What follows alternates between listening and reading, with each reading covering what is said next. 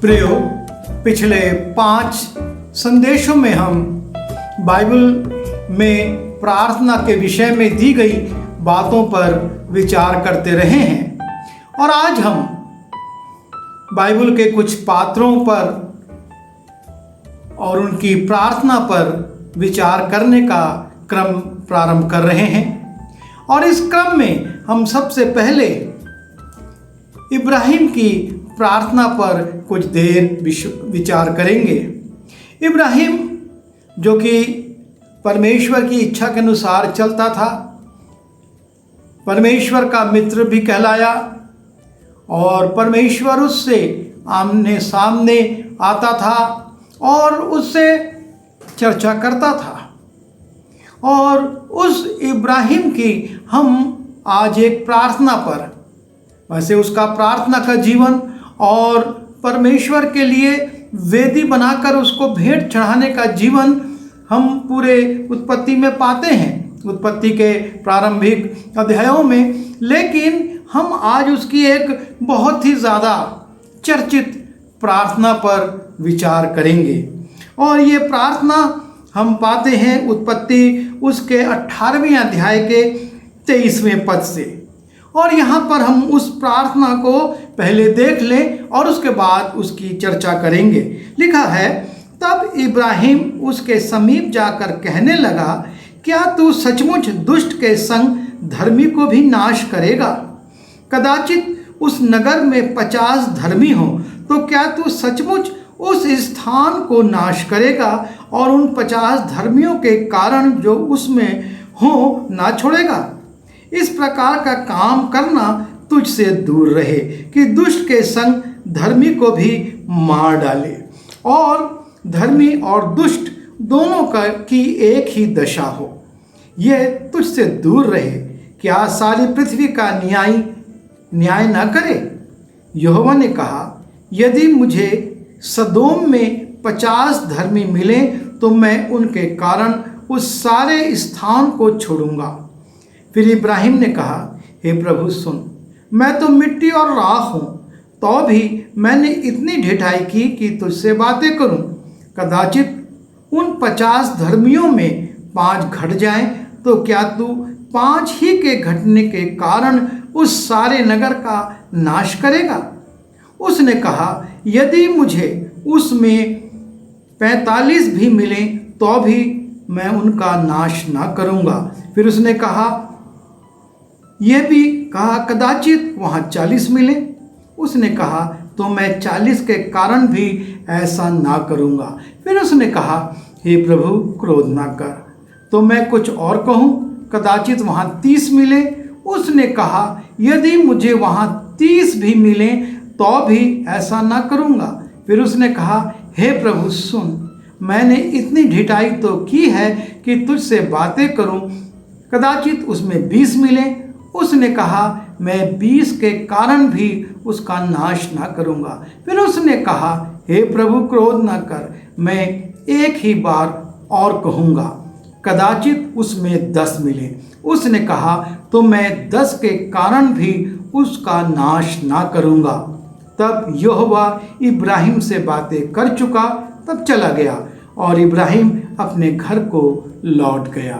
और ये जो इब्राहिम की परमेश्वर से बातचीत है, और इस बातचीत को हम देखते हैं कि इब्राहिम बड़ा दुखी है कि परमेश्वर सदोम को नाश करने वाला है।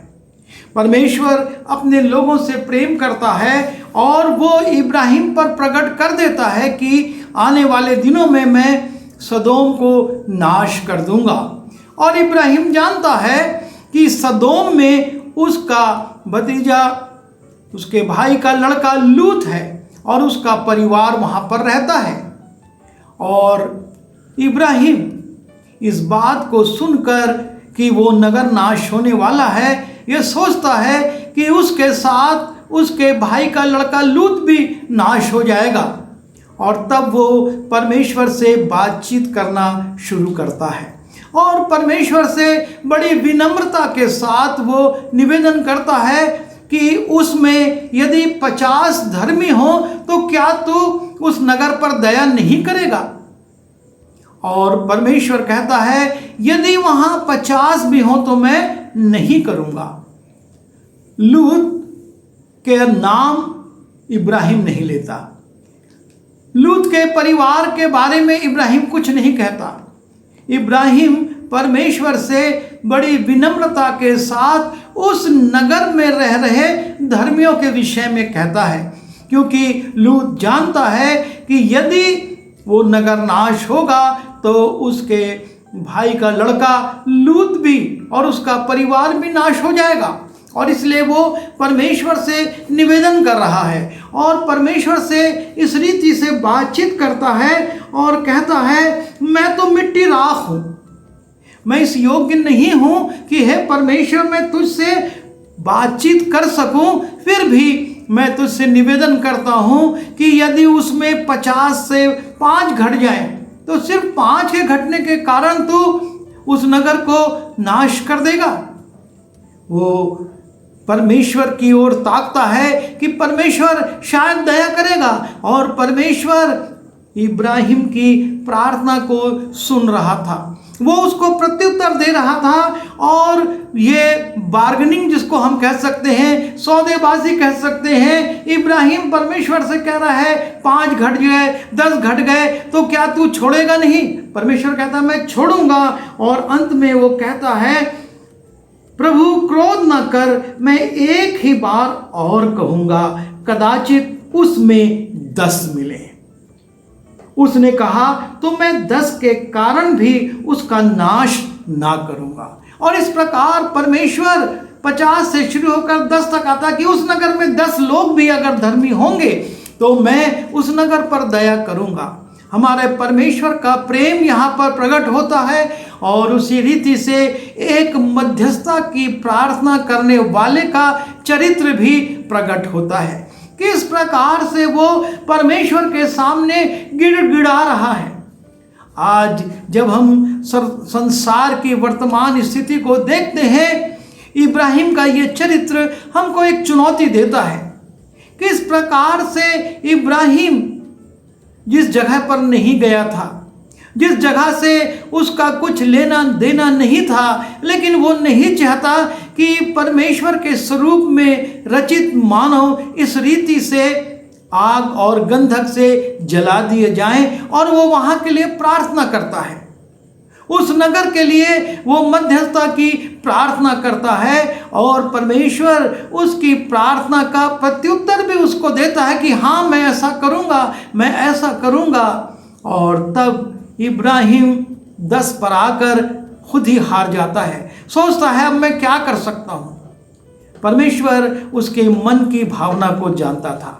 इस पूरी प्रार्थना को पढ़ने का मेरा उद्देश्य ये था कि यहाँ पर कहीं भी लूत का नाम नहीं आया है, लेकिन परमेश्वर जब हम प्रार्थना करते हैं किसके लिए कर रहे हैं, किन लोगों के लिए कर रहे हैं, किस परिस्थिति के लिए कर रहे हैं, किससे बचाव हम चाहते हैं, वो सब जानता है। और जब परमेश्वर से इब्राहिम की बातचीत हो चुकती है, अर्थात वो प्रार्थना कर चुकता है, इब्राहिम लौट जाता है। पर परमेश्वर इब्राहिम से की गई बात को भूलता नहीं है। और जब हम 19वें अध्याय के 29वें पद को देखते हैं उत्पत्ति के, वहां पर हम पाते हैं और ऐसा हुआ कि जब परमेश्वर ने उस तराई के नगरों को जिनमें लूत रहता था उलट पलट कर नाश किया, तब उसने, महत्वपूर्ण बात यह है, तब उसने इब्राहिम को याद करके लूत को उस घटना से बचा लिया। परमेश्वर इब्राहिम की प्रार्थना की कितनी कद्र करता है। वो 50 से शुरू हुआ था, 10 तक आया था और उसके बाद फिर चला गया था। पर परमेश्वर के लिए लिखा है कि उसने इब्राहिम को याद करके, परमेश्वर ने अपने दास की प्रार्थना को स्मरण किया और इब्राहिम को याद करके लूत को, जिसका नाम इब्राहिम ने अपनी प्रार्थना में नहीं लिया था। परमेश्वर जानता था कि सदोम अमोरा की जो विध्वंस है, जो वो नाश होने वाला है, उसमें इब्राहिम किसके लिए प्रार्थना कर रहा है। और इब्राहिम जब उसके लिए प्रार्थना करता है, परमेश्वर उसकी प्रार्थना को स्मरण रखता है।